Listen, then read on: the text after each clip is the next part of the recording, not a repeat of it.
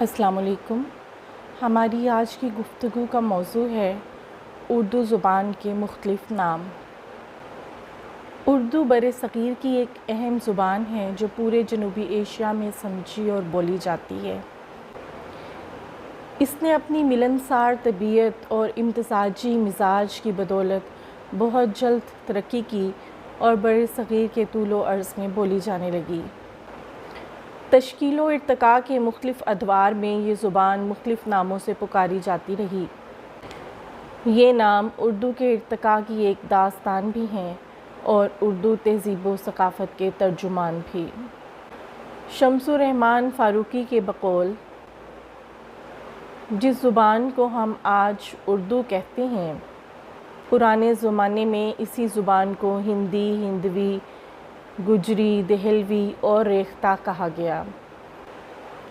تاریخی شواہد اور لسانی تحقیقات کے مطابق اردو کا قدیم ترین نام ہندی یا ہندوی ہے۔ تز کے بابری میں ایک راجا کے بارے میں لکھا ہے کہ وہ کشمیری اور ہندوی دونوں زبانیں جانتا تھا۔ امیر خسرو نے اپنے پیشرو مسعود سعد سلمان کے عربی اور فارسی دیوان کے ساتھ ان کے ہندوی دیوان کا ذکر بھی کیا ہے۔ حافظ محمود شیرانی کے بقول اردو کا سب سے قدیم نام ہندی یا ہندوی ہے۔ اس کی ایک پرانی مثال وہ ہے جو حضرت شاہ میراں جی شمس العشاق کے رسالہ خوشنما میں ملتی ہے۔ قدیم لغت نویسوں نے 14ویں صدی عیسوی سے لے کے 18ویں صدی عیسوی کے نصف تک اس زبان کو ہندی یا ہندوی ہی لکھا ہے۔ ہندی کے بعد اردو کا دوسرا مقبول نام ریختہ ہے۔ ریختہ فارسی زبان کا لفظ ہے جس کا مصدر ریختن ہے۔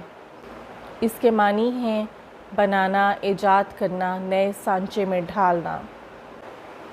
ریختہ ایسے کلام کو کہتے ہیں جو کئی زبانوں کا مرکب ہو۔ اس کے علاوہ اس کے معنی کسی چیز کو قالب میں ڈھالنا، موزوں کرنا اور پریشان اور گری پڑی چیز کے ہیں۔ مولانا محمد حسین آزاد کے بقول اردو کو ریختہ بھی کہتے ہیں کیونکہ مختلف زبانوں نے اسے ریختہ کیا ہے، جیسے دیوار کو اینٹ، چونا، سفیدی، مٹی وغیرہ سے پختہ کرتے ہیں، اور ریختہ کے معنی گری پڑی چیز کے ہیں۔ کیونکہ اس میں الفاظ پریشاں شامل ہیں اس لیے اسے ریختہ کہا جاتا ہے۔ لفظ ریختہ موسیقی کی اصطلاح کے طور پر بھی استعمال ہوا ہے۔ حافظ محمود شیرانی کے بقول امیر خسرو نے پہلی مرتبہ ریختہ کا لفظ موسیقی کے حوالے سے استعمال کیا۔ امیر خسرو نے ایرانی اور ہندی موسیقی کے امتزاج سے ایک نئی چیز ایجاد کی۔ اس سلسلے میں انہوں نے ریختہ کی اصطلاح بھی وضع کی۔ اس اصطلاح سے موسیقی میں یہ مقصد قرار پایا کہ جو خیال فارسی اور ہندوی کے مطابق ہو اور جس میں دونوں زبانوں کے سر ایک تال، ایک راگ میں بندھے ہوں، اسے ریختہ کہتے ہیں۔ یعنی مقامی راگوں اور فارسی موسیقی کو ملا کر جو موسیقی کی صورت وجود میں آئی اسے ریختہ کہا گیا۔ زبان کے لیے ریختہ کی اصطلاح شہنشاہ اکبر کے دور میں پہلی مرتبہ استعمال ہوئی، مگر یہ اصطلاح شاعری تک محدود تھی۔ نثری کاوشوں کے لیے ہندی کا لفظ ہی استعمال ہوتا رہا۔ اگرچہ ریختہ کی اصطلاح آغاز میں ایک مخصوص قسم کی شاعری اور موسیقی کے لیے استعمال ہوئی، مگر بعد میں ریختہ کا لفظ اردو شاعری کے لیے مخصوص ہو گیا۔ چنانچہ قدیم شعراء نے شاعری اور زبان کے لیے ریختہ کا لفظ استعمال کیا ہے۔ ریختہ کہ تمہیں استاد نہیں ہو غالب، کہتے ہیں اگلے زمانے میں کوئی میر بھی تھا۔ اردو کے ابتدائی عہد میں اسے ہندوستان کی نسبت سے ہندوستانی بھی کہا گیا، خصوصاً انگریزوں کے ہاں یہ لفظ زیادہ مقبول رہا۔ مسلمانوں نے اس کا استعمال شاہ جہاں کے عہد سے شروع کیا۔ زبان کے لیے لفظ ہندوستانی کی قدیم ترین شہادت تو اس کے بابری میں ملتی ہے۔ گل کرسٹ نے اپنی ڈکشنری کا نام انگریزی ہندوستانی رکھا ہے۔ گارسان دتاسی نے بھی اسے ہندوستانی کہا ہے۔ گریئرسن نے بھی اس بولی کو ہندوستانی کہا ہے۔ آخر میں اس زبان کے لیے اردو کا نام اختیار کیا گیا جو آج تک رائج ہے۔ شیرانی نے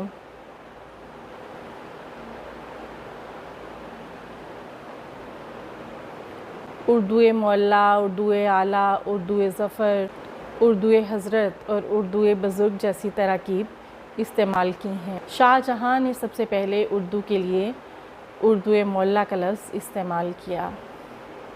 اردو معلیٰ ٹکسالی زبان تھی اور اس کے مقابلے میں دوسری زبانوں کو معیاری تصور نہیں کیا جاتا تھا۔ ہماری زبان کے نام کے طور پر اردو کا لفظ 18ویں صدی کے ربع آخر سے پہلے نہیں ملتا۔ میر تقی میر نے نکات الشعراء اور ذکر میر میں اسے اردو معلیٰ کہا ہے۔ مغربی مصنفین میں پہلی مرتبہ گلکرسٹ نے اپنی کتاب میں اردو کا لفظ استعمال کیا۔ انشاءاللہ خان انشاء دریائے لطافت میں کہتے ہیں کہ اردو زبان کے لیے اردو لفظ کی قدیم ترین مثال میر دہلوی کے ہاں ملتی ہے جو قائم کے شاگرد تھے۔ ان کا دیوان 1761 میں مرتب ہوا۔ خدا رکھے زباں ہم نے سنی ہے میر و مرزا کی، کہیں کس منہ سے ہم اے مصحفی اردو ہماری ہے۔ آج کے لیے بس اتنی ہی گفتگو۔ آئندہ لیکچر میں ایک نئے موضوع کے ساتھ پھر حاضر ہوں گے۔ اللہ حافظ۔